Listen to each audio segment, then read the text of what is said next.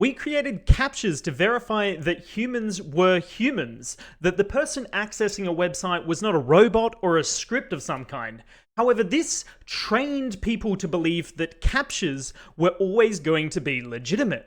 And so what has wound up happening is that CAPTCHAs became weaponized in fake CAPTCHAs. So these are pretending to be CAPTCHAs, but if you follow the instructions to verify you are a human, what will happen is it will run malicious code on your computer.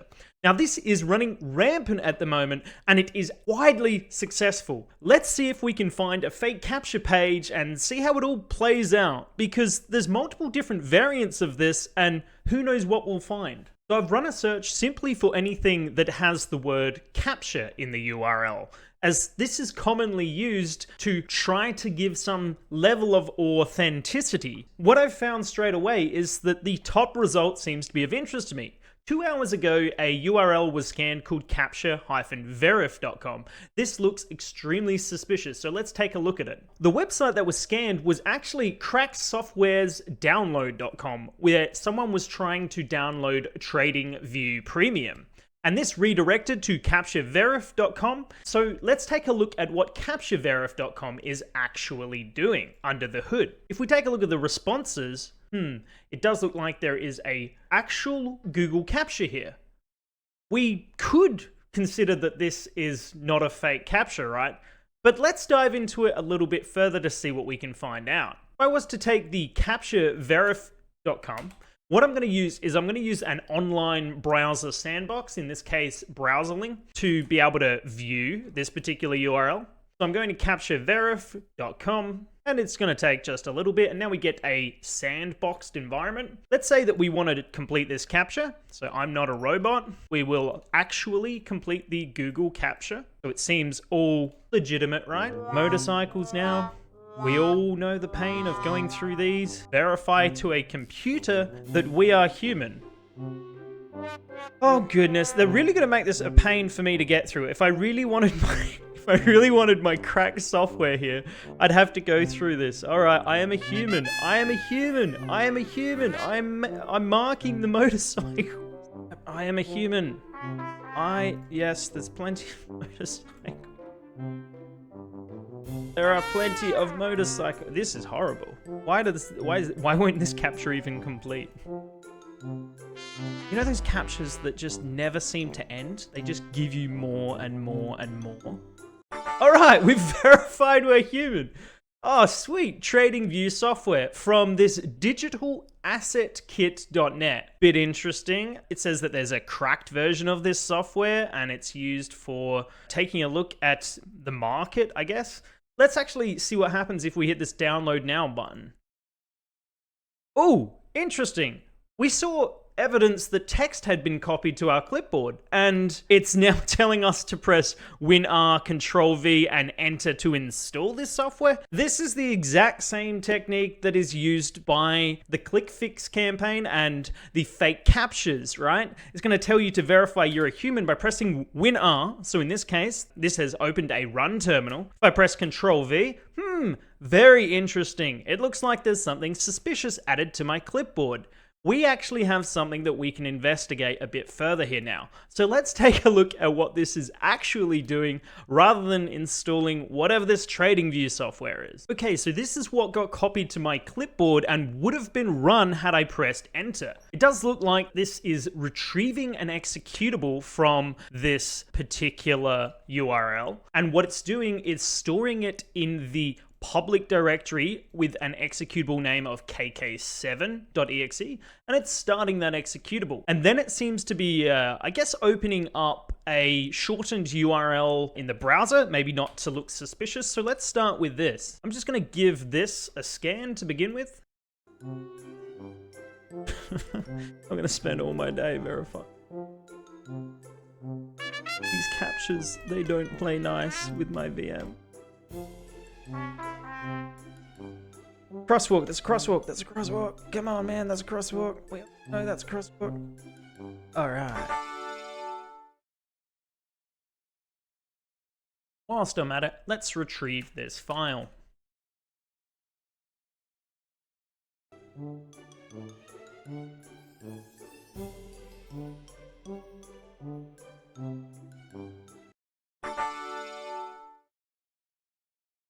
Okay, so this will then redirect to this tvd packages.tradingview.com stable latest win32 tradingview.msix. So this seems to be the legitimate TradingView MSIX executable. So what will happen is that it will actually download the legitimate TradingView MSIX file. It actually looks like it's worked to the end user. But what has actually happened under the hood is that it's also reached out and tried to get this file. Now, unfortunately, in this particular case, it does say that I don't have access to this resource. So let's see if this is actually doing some sort of filtering based on the user agent that retrieves the file. Let's give a custom user agent here, and I want to make it look like it's coming from PowerShell. I'm going to make a web request to whatismybrowser.com and look at the response, as that'll help me get the user agent that PowerShell is leveraging. And we can see that it is leveraging this Windows PowerShell version. So let's actually spoof this in our request to see if we retrieve the payload.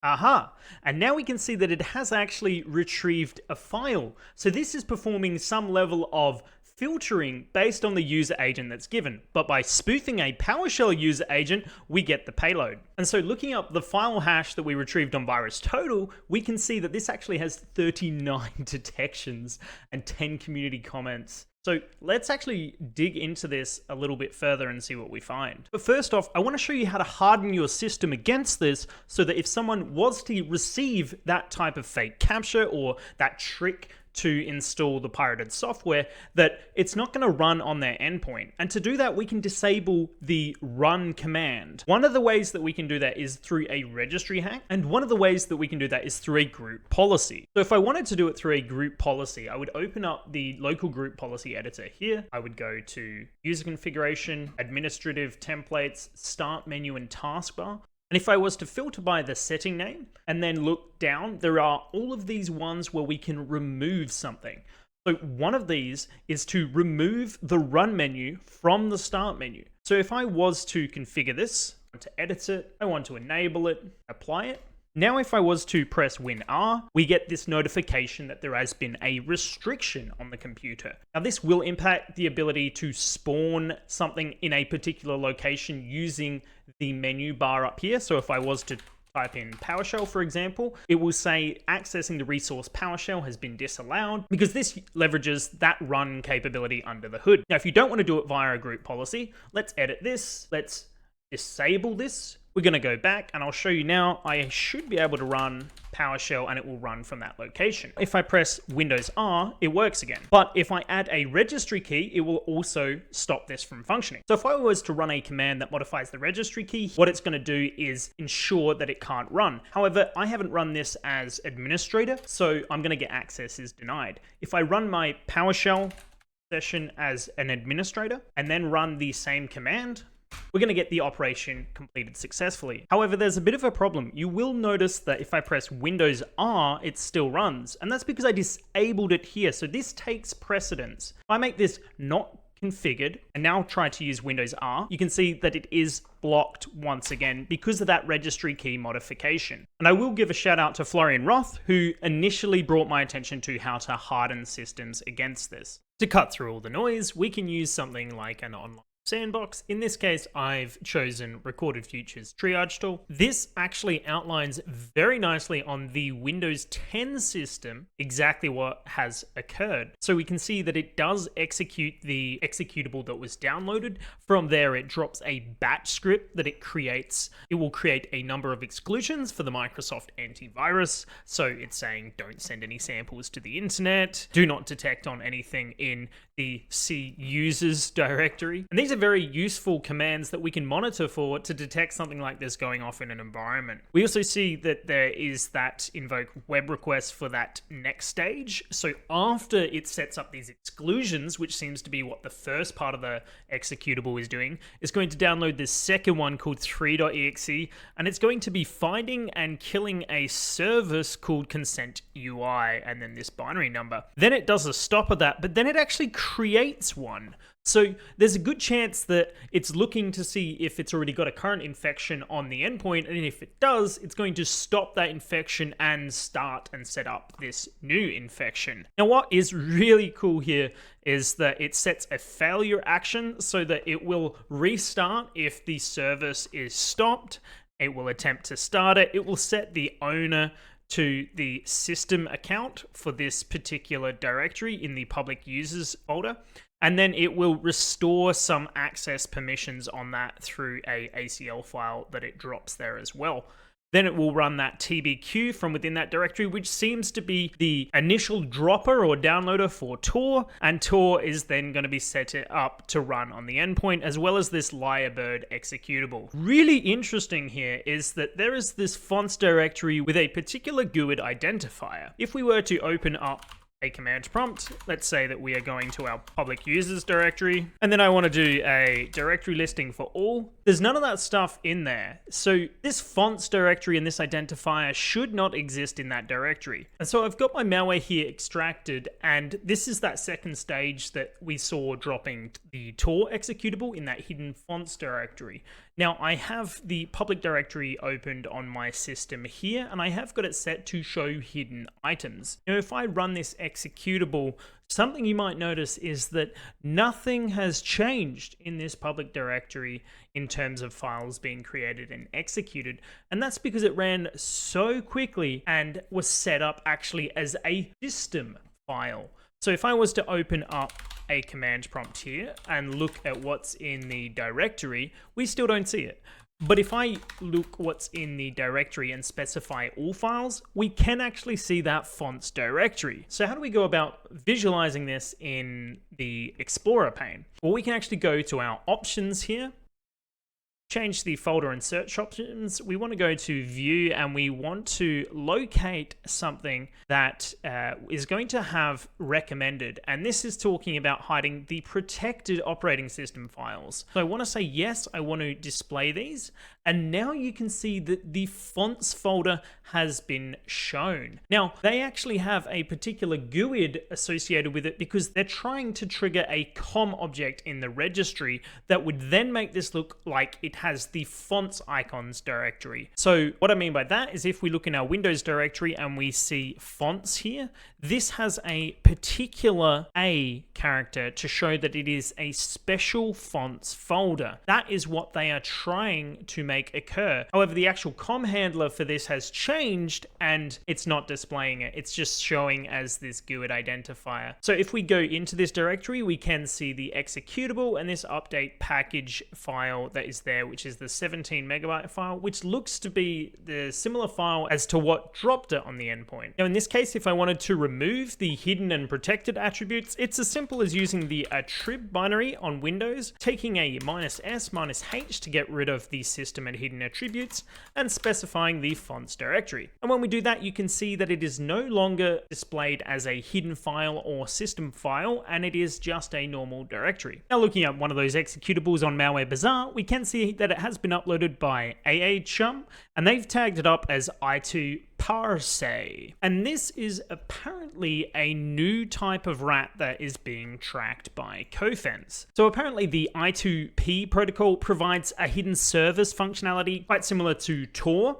However, these are called EAP sites, and they have a .I2P top level domain. Now, if we look at an automated analysis of this through something like Joe's Sandbox, we can actually see the Tor RC file being mentioned. And if we take a look at this file, we can see that it uses that Lyrebird executable to create a bridge to the IP address 91.134.80.21, as well as 141.94.168.108. And if we take a look for .I2P, we can see the connections being made by that executable back towards the I2P top-level domains. So this does look like it's the same I2P rat, I2Parcae, that has been mentioned in the Cofense blog.